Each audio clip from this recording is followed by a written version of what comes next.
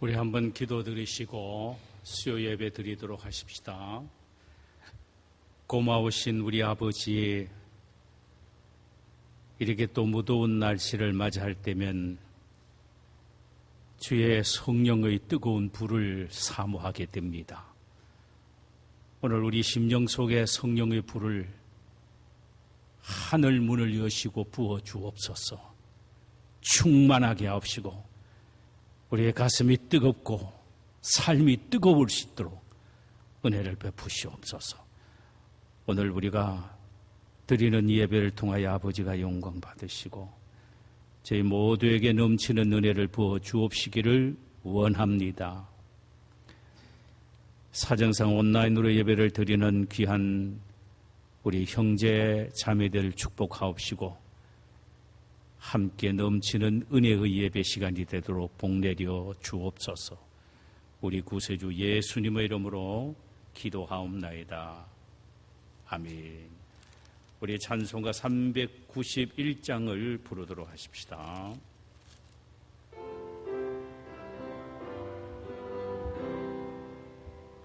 오 놀라운 구세주 예수 내 주 참 능력의 주시도다.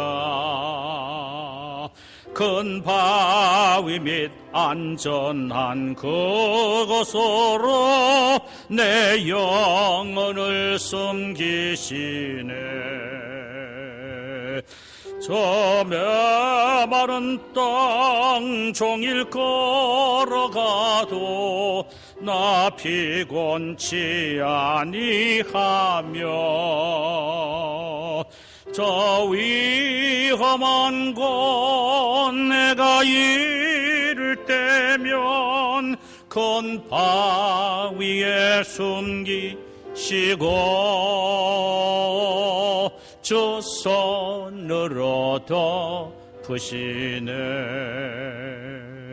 오 놀라운 구세주 예수 내 주 내 모든 짐 벗기시네.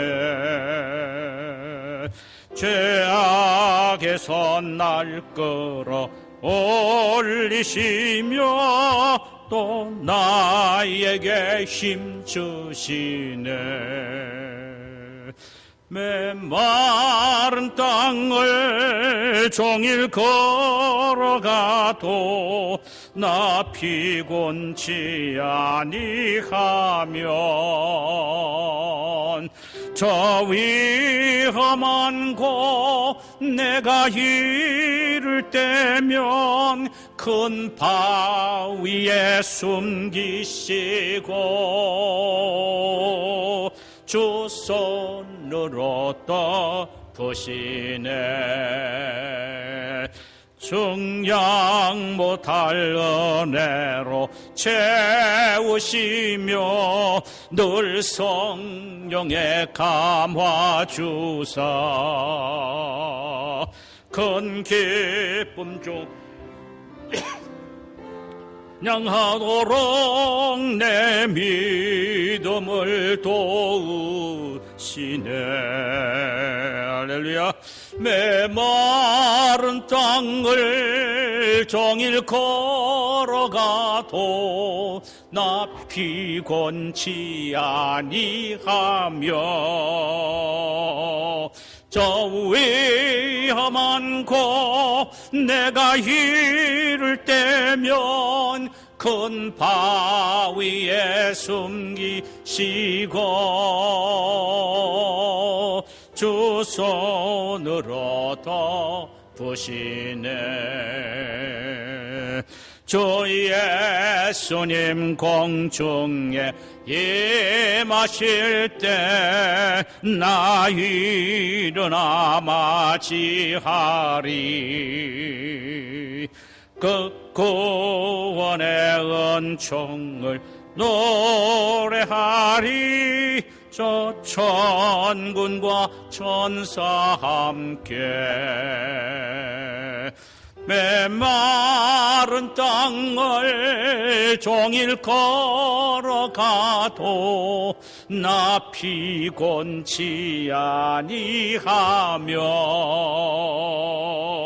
저 위험한 곳 내가 이를 때면 큰 바위에 숨기시며 주 손으로 덮으시네.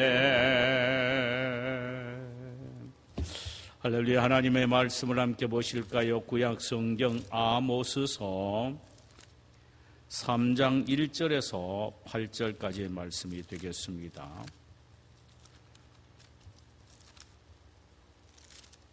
호세아, 요엘, 다음에 아모스입니다. 3장 1절에서 8절까지입니다. 우리 한 절씩 교독하도록 하십시다. 이스라엘 자손들아, 여호와께서 너희에 대하여 이르시는 이 말씀을 들으라. 애굽 땅에서 인도하여 올리신 모든 족속에 대하여 이르시기를 내가 땅의 모든 족속 가운데 너희 말을 알았나니 그러므로 내가 너희 모든 죄악을 너희에게 보응하리라 하셨나니 두 사람이 뜻이 같지 아니한데 어찌 동행하겠으며 사자가 움킨 것이 없는데 어찌 수풀에서 부르짖겠으며 젊은 사자가 잡은 것이 없는데 어찌 굴에서 소리를 내겠느냐. 덫을 땅에 놓지 않았는데 새가 어찌 거기 지이겠으며 잡힌 것이 없는데 덫이 어찌 땅에서 튀겠느냐. 성읍에서 나팔이 울리는데 백성이 어찌 두려워하지 아니하겠으며 여호와의 행하심이 없는데 재앙이 어찌 성읍에 임하겠느냐. 주 여호와께서는 자기의 비밀을 그 종 선지자들에게 보이지 아니하시고는 결코 행하심이 없으시리라. 사자가 부르짖은즉 누가 두려워하지 아니하겠으냐. 주 여호와께서 말씀하신즉 누가 예언하지 아니하겠느냐. 할렐루야. 우리 주께서 오늘 이 시간에 오늘 이 본문의 말씀을 통하여 우리 모두에게 넘치는 은혜를 주시기를 소원합니다. 우리가 함께 나누고자 하는 말씀은 내가 너희만을 알았다라는 제목입니다. 본문은 아모스서 3장 1절에서 8절 사이입니다. 아마 여러분들은 인생을 살아오시면서 정말 내가 알아줬고 신뢰하고 사랑했던 사람으로부터 배신을 당해본 경험들이 있으실 것입니다. 저는 올해로 이민 목회 29년째를 맞이하게 됩니다. 여러분 모두가 아신 바와 같이 목회는 사람 상대가 아닙니까? 그동안 많은 사람들을 저는 상대해 왔습니다. 그중에 지금도 제 마음속에 참으로 좋은 기억을 남긴 추억적인 사람도 있지요. 힘든 목회의 현장에서 저와 함께 십자가를 지면서 땀과 눈물을 흘린 사람이 있단 말입니다. 저는 그분들의 아름다운 헌신을 잊지 못하고 있습니다. 목회 일선에서 물러날 시간이 점점 다가오는 이 순간, 저는 인간관계에서 좋은 추억을 가슴에 안고 떠나고 싶습니다. 물론 기억하지 않고 싶은 가슴 아픈 일들도 있지요. 그러나 저는 그 가슴 찡하는 아름다운 향기로운 그런 추억들을 더 많이 가슴 속에 간직하고 있습니다. 오늘 본문에 보면은 사랑하는 사람, 믿었던 사람에게 배반을 당하여 가슴 아파했던 한 분이 계시는데 그분이 바로 하나님이십니다. 2절을 한번 보실까요? 내가 땅의 모든 족속 가운데 너희만을 알았나니. 세상에 수많은 민족들이 있지만 하나님은 이스라엘에게만 특별한 사랑을 가지셨다라는 말씀입니다. 그래서 여기에 너희만이라는 이 말은 원래 히브리 말 원문에는 제일 앞에 나와 있습니다. 락 에토켐이라는 단어인데 내가 너희만을 알았다.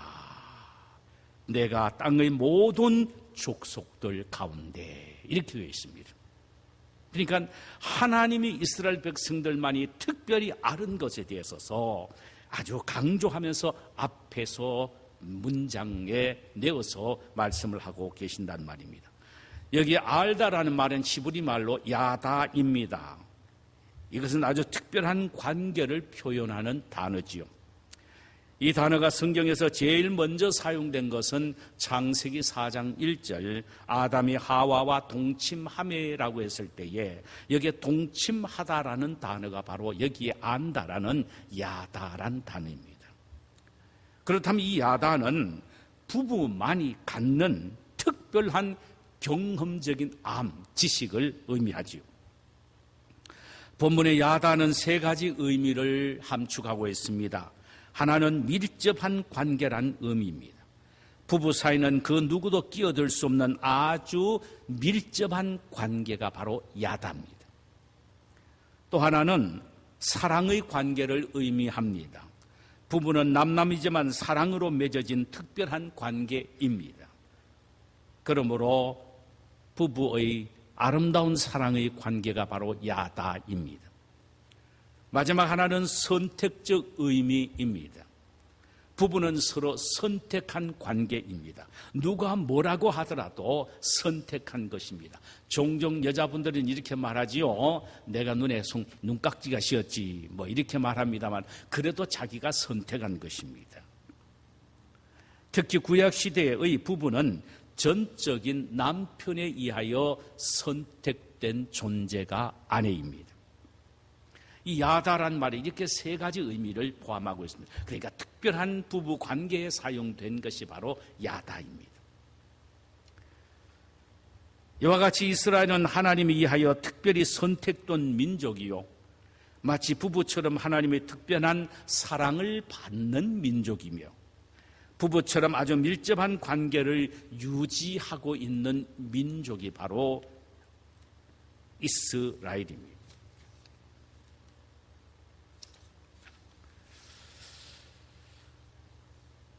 이런 관계임을 증명하기 위하여 하나님은 이스라엘과 여러 가지 비유를 들어서 말씀을 하셨어요.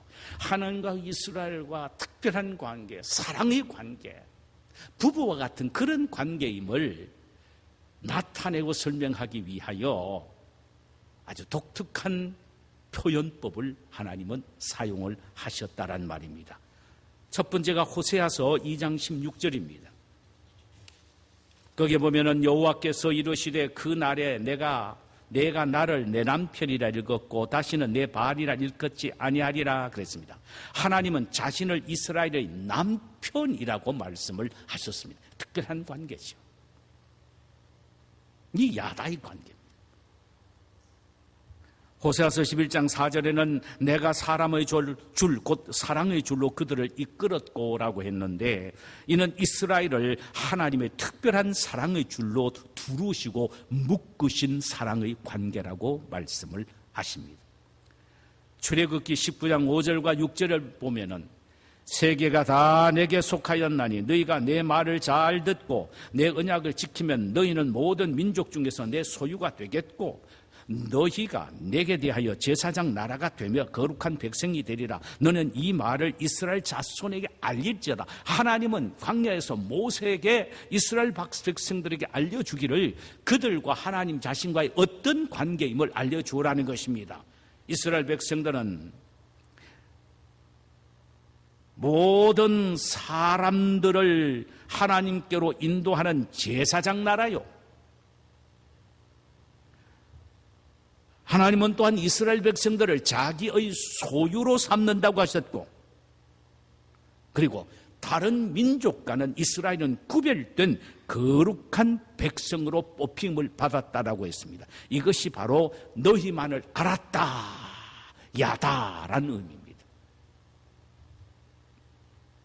그렇다면 이스라엘 백성들은 어떻게 하나님에 대하여 마음을 갖고 살아야 했었습니까? 말할 것도 없이 그분만을 사랑하고 그분만을 섬기며 그분의 말씀만을 듣고 그분의 말씀만을 순종하며 살아야 하는 것이 바로 이스라엘 백성들의 삶의 태도여야 했었을 것입니다. 그런데 그들은 그러지 않았습니다. 하나님을 불신했고 하나님의 말씀을 불순종했습니다. 하나님은 이들의 행동과 태도에 대하여 지극히 가슴 아픈 배신감을 가지셨습니다. 그래서 2절 하반절에서 그러므로 내가 너희 모든 죄악을 너희에게 보응하리라고 하셨습니다. 이는 하나님이 이스라엘 백성들로부터 받은 배신감이 너무나도 크고 크기에 그들의 죄를 따라서 반드시 내가 심판을 하겠다라는 의미입니다. 참 하나님의 자녀가 복받고 살 수 있는 방법은 딱 하나입니다. 그저 죽으나 사나 하나님만을 사랑하고 그분만 섬기며 그분의 말씀에 그저 순종하며 살아가는 게 이것이 바로 사는 것이고 이게 축복받는 삶인데, 하나님 외에 다른 것에 기우뚱하면서 두 마음을 품으면 하나님이 얼마나 배신감을 느끼겠어요. 그러니까 하나님이 고통스러워 견딜 수가 없어서 그들을 심판하시겠다고 하셨던 것입니다. 사랑하는 여러분, 오늘날 우리에게도 마찬가지라는 사실을 알아야 합니다. 하나님은 많은 사람 가운데 우리를 특별히 택하셨으며 당신의 사랑을 우리에게 부어주셨습니다. 당신의 독생자의 죽음을 통하여 원수되었던 우리를 당신과의 부자관계로 아름답고 좋은 관계로 화목을 시켜 주셨습니다. 그렇다면 우리 역시 하나님만을 섬기고 그분의 말씀만을 순종하며 살아야 하지 않겠습니까? 만약 그렇지 않는다면 내가 너의 모든 죄악을 보응하리라는 이 말씀이 이스라엘뿐만 아니라 오늘 우리에게도 적용되는 주님의 마음이라고 생각할 수가 있습니다. 여기 내가 너의 모든 죄악을 너희에게 보응하리라 하셨나니란 말은 원문에서는 내가 너의 모든 죄악을 찾아내리라, 샅샅이 뒤지겠다는 것입니다. 그들의 죄악을 샅샅이 뒤져서 찾아서 벌하시겠다는 것입니다. 물론 하나님이 그들을 벌하신 것은 그들의 배신감 때문에 영원히 버리시기 위하여 저주하신다는 말은 결코 아닙니다. 비록 믿음과 사랑에 대한 배신감은 갖고 또 느끼는 것이 크다 할지라도 그들을 끝까지 사랑하시기 때문에 버리지 않는 사랑의 징계를 내리시겠다는 말입니다. 그래서 하나님의 심판은 사랑의 징계인 것입니다. 그리고 그 징계의 타당성과 확실성에 대하여 아주 논리적으로 여러 가지 질문 형식을 비유로 들어서 말씀을 하셨습니다. 내가 반드시 나를 사랑하지 않고 순종하지 않고 배반하고 배은망덕한 자들에게는 내가 추적해서 그들의 죄를 찾아내어서 따지고 벌하시겠다는 것입니다. 징계를 내리시겠다는 겁니다. 그래서 돌이키게 하시겠다는 것입니다. 그것이 3절에서 8절까지 계속 이어집니다. 자, 한번 들어보세요. 3장 3절. 두 사람이 뜻이 같지 않는데 어찌 동행하겠으며. 여기 두 사람은 누구를 말합니까? 하나님과 이스라엘 백성을 말합니다. 사람이 인생을 걸어갈 때 두 사람이 마음이 맞아야, 뜻이 맞아야 동행하는데 신나는데 마음이 맞지 않고 뜻이 맞지 않으면 어떻게 동행할 수가 있느냐? 하나님, 나와 이스라엘 백성들이 마음이 통하지 않는다는 것, 마음이 같지 않다는 것입니다. 그래서 내가 도저히 그들과 동행할 수 없기에 그들과 동행할 수 있는 인간들을 만들기 위하여 내가 그들에게 형벌을 내리고 채찍을 내리고 심판을 내리시겠다는 것입니다. 사랑하는 여러분, 우리의 삶은 하나님과 동행하는 삶이어야 합니다. 하나님과 동행하는 삶이 인생의 가장 행복한 삶입니다. 할렐루야, 할렐루야. 하나님과 함께 발맞추고 나란히 걸어가는 인생이 진짜 참된 인생이요. 이 세상 아무리 고달프고 힘들고 어렵다 하더라도 살아계시는 하나님과 함께 걸어가는 동행한 인생이야말로 수지 맞는 인생이요, 복된 인생이요, 영광스러운 삶인 것입니다. 아무리 광야와 같은 어렵고 힘드는 삶이라 할지라도 그러나 우리가 하나님과 동행하면 그 걸음걸이가 행복한 인생요, 복된 인생입니다. 반대로 하나님과 동행하지 않는 인생은 그 삶 자체가 고통요, 괴로움인 것입니다. 4절 보실까요? 사자가 움킨 것이 없는데 어찌 숲풀에서 부르짖겠으며 젊은 사자가 잡은 것이 없는데 어찌 굴에서 소리를 내겠느냐? 사라가 부르짖는 것은 반드시 그 앞에 먹이가 있어서 그렇다는 것입니다. 이처럼 선지자 입을 통하여 하나님의 심판이 선포된다면 거기에는 반드시 하나님의 심판을 받을 만한 죄가 있고 그 죄에 따라 하나님의 심판이 준비가 되어 있다라는 것입니다. 벌로 하시는 것이 아니라는 것입니다. 5절에 덫을 땅에 놓지 않았는데, 덫을 땅에 놓지 않았는데 새가 어찌 거기에 치이겠으며 잡힌 것이 없는데 덫이 어찌 땅에서 튀겠느냐? 그물을 땅에 놓았기 때문에 새가 치이고, 새가 치이기 때문에 땅에는 그물이 펄떡펄떡 뛰고 있지 않느냐라는 말입니다. 이는 원인이 없는 결과가 어딨느냐 이 말이죠. 원인이 없는 결과가 어딨느냐. 이스라엘이 심판받은 것은 이스라엘이 범죄라는 원인이 있기 때문에 심판이라는 결과가 주어진다는 것입니다. 이걸 기억하라는 것입니다. 6절 성읍에서 나팔이 울리는데 백성이 어찌 두려워하지 아니하겠으며 여호와의 행하심이 없는데 재앙이 어찌 성읍에 임하겠느냐라는 말씀하셨습니다. 이는 파수꾼이 적군의 침입을 알리는 나팔을 불기 때문에 백성이 두려워하듯 하나님이 주시지 아니하면 어찌 이 성읍에 재앙이 오겠느냐라는 것입니다. 재앙이란 죄로 말미암아 주어진 하나님의 심판이라는 것입니다. 그러므로 너희는 하나님을 의지하고 회개함으로 이 재난에서 피하라는 것이다. 피하라는 것이라 그것을 말씀합니다. 늘 하나님 앞에서 두렵고 떨림으로 벌벌 떨며 살 때에 그 재앙은 나와는 상관이 없다. 하나님의 은혜와 사랑만이 늘 함께 하시며 하나님이 나만을 아시는, 나만을 사랑하신 그 은총을 누리며 살게 된다는 말입니다. 할렐루야. 7절 보십시다. 주 여호와께서는 자기의 비밀을 그 종 선지자들에게 보이지 아니하고는 결코 행하심이 없으시리라. 하나님은 당신의 심판의 의지를 먼저 선지자에게 보여주시고 그 다음에 그 일을 행하신다는 것입니다. 소돔과 고모라 성의 멸망을 먼저 아브라함과 롯에게 보여주시고 그 다음에 소돔과 고모라를 하늘에서 불이 내려와게 해서 멸망시키셨다는 것입니다. 또 노아의 대홍수 심판은 노아에게 먼저 알려주시고 그 다음에 하늘에서 비가 내려 땅을 심판하게 하셨다는 것입니다.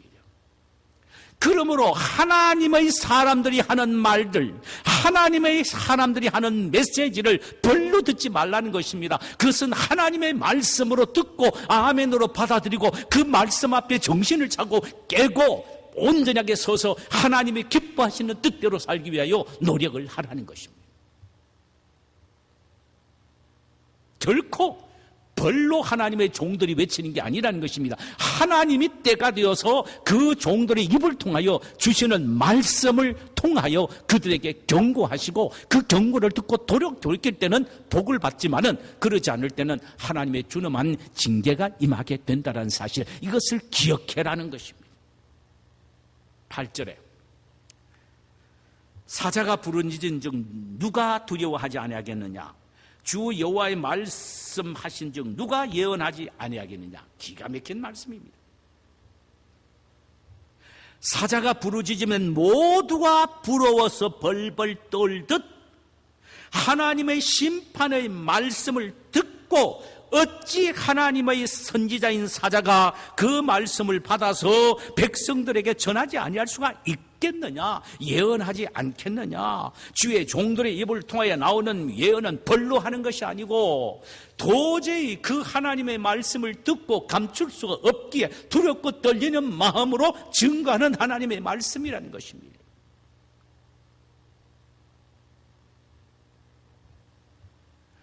이는 곧 아모스 선지자가 말씀하시는 말씀은 아모스의 개인의 말이 아니고 하나님의 말씀이기에 그 말씀 앞에 두려워하며 떨고 회개하며 돌이키라는 말입니다. 자, 이 말씀을 통하여 우리가 깨달아야 할 것이 무엇입니까? 오늘 우리가 무엇을 어떻게 깨달아야 합니까? 첫째로 하나님이 나만을 아신다라는 마음을 갖고 신앙생활해요. 누가 뭐라 하든 간에 세상 사람들이 나를 비웃고 나를 못났다고 바보처럼 생각한다 할지라도 하나님만이 나를 아신다는 그 마음으로 신앙생활해야 합니다. 한 유명한 종교 개혁자는 이렇게 말합니다. 하나님이 나만을 사랑하시고 나만을 특별히 대하신다라는 믿음을 갖고 신앙생활하는 것이 진정한 개혁이다, 이렇게 말했습니다. 그렇습니다. 하나님은 특별히 나 하나만을 사랑하셔서 당신의 외아들 예수를 보내주시사 내 대신 십자가에 죽게 하셨고, 나 하나만을 부활시켜 승천케 하심으로 나도 그 안에서 죽어도 부활하고 영광스러운 주님을 만나 신천신지에서 천년왕국에서 영광을 누리며 산다는 이 믿음을 갖고 살아야 한다는 말입니다.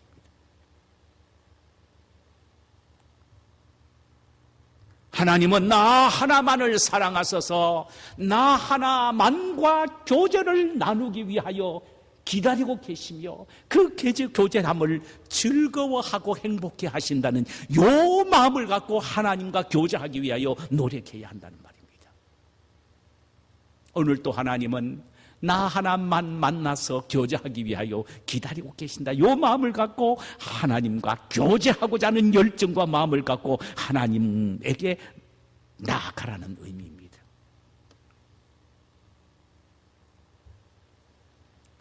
그러므로 우리는 한순간도 주님에게 대한 우리의 시선의 초점을 벗어나지 않게 해야 되고, 우리의 마음이 주님만을 사랑하고 그분만을 경외하는 일에 결코 배반하지 말아야 합니다.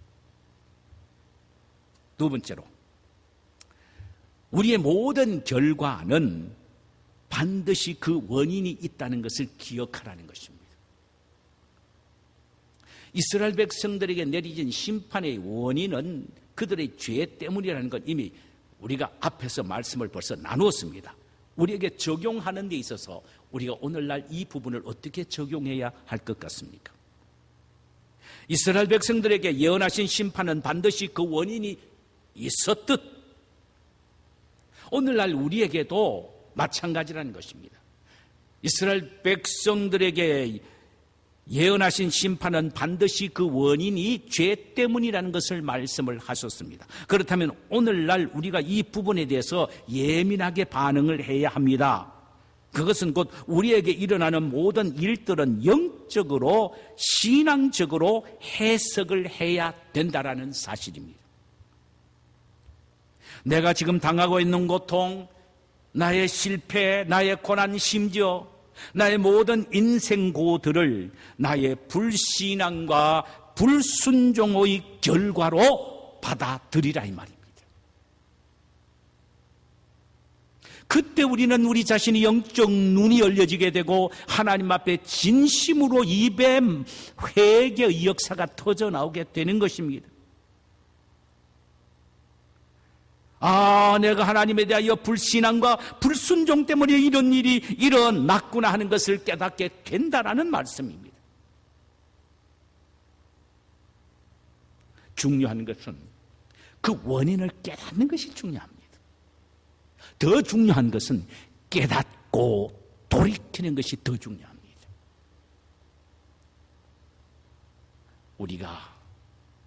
우리에게 닥쳐진 모든 인생의 어려움들이 나의 불순종과 불신앙 때문에 일어난 나의 죄의 결과라는 사실로 받아들이고 우리가 그 말씀을 깨닫고 돌이키고 회개하여 온전히 하나님 앞에 나감으로 하나님은 우리를 다시 회복시켜주시는 이 은혜를 우리 모두가 다시 한번 누리게 되시기를 주님의 이름으로 축원합니다. 자, 우리 찬송 한 장 부르실까요? 찬송 한 장 부르십시다. 337장입니다.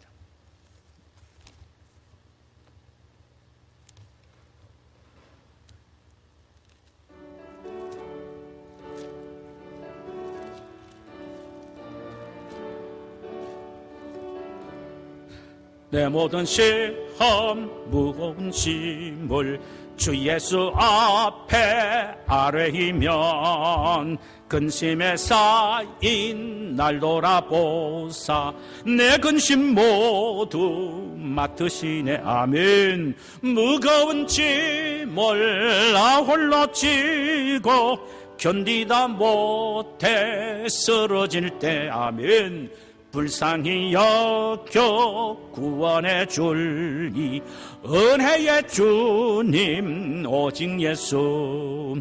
내 모든 괴로움 닥치는 환난 주 예수 앞에 아뢰이면 주께서 친히 날 개구주사 넓으신 사랑 베푸시네. 아멘. 무거운 짐을 나 홀로 지고 견디다 못해 쓰러질 때 불쌍히 여겨 구원해 줄리 오직 예수. 내 짐이 점점 무거워질 때 주 예수 앞에 아뢰이면 주께서 친히 날 구해 주사 내 대신 짐을 져주시. 할렐루야. 무거운 짐을 나 홀로 지고 견디다 못해 쓰러질 때 불쌍히 여겨 구원해 줄니 은혜의 주님 오직 예수. 마음의 시험 무서운 죄를 주 예수 앞에 아뢰이면 예수는 나의 능력이 되사 세상을 이길 힘 주시네. 할렐루야. 무거운 짐을 나 홀로 지고 견디다 못해 쓰러질 때 불쌍히 여겨 구원해 줄리 은혜의 주님 오직 예수. 제가 한번 기도드리고 통성으로 기도를 하고 우리가 각각 가시기를 바랍니다. 고마우신 주님, 그렇습니다. 하나님은 나만 아셨습니다. 나만 아시고 선택하셨고 사랑을 주셨고 나만 아셨기에 나를 위하여 독생자 예수를 보내주셨고 그를 내 대신 죽게 하셨고 나를 위하여 부활케 하셨고 나를 위하여 승천케 하셨고 나를 데리러 다시 이 세상에 오게 하실 줄 믿습니다. 오, 나를 사랑하시는 예수요, 나만을 사랑하시는 하나님을 바라보며 그 하나님의 사랑을 삶 속에 끝까지 매일매일 순간순간 누리면서 감격하고 찬양하며 예배하며 그 사랑에 보답해드리기 위하여 온 전심을 다하여 주님만을 섬기며 영화롭게 해드릴 수 있도록 복내려 주시옵소서. 예수님의 이름으로 기도하옵나이다. 아멘. 우리 이 시간에 다 함께 한번 기도드리고 가시기를 바랍니다. 하나님 아버지, 그렇습니다. 내가 너희만 알았다. 이 놀랍만